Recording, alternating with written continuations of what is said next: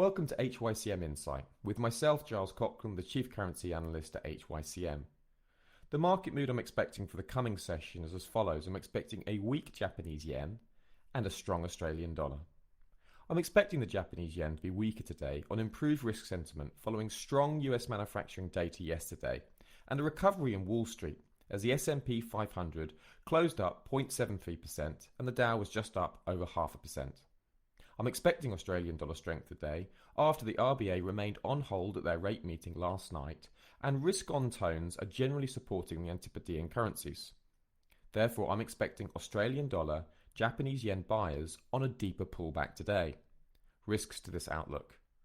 If we see a fall in equities on coronavirus fears, then Australian dollar, Japanese yen will find sellers and invalidate this outlook. So it's very important to keep a close eye on risk sentiment today, which is vulnerable to large swings at the moment on the latest coronavirus headline.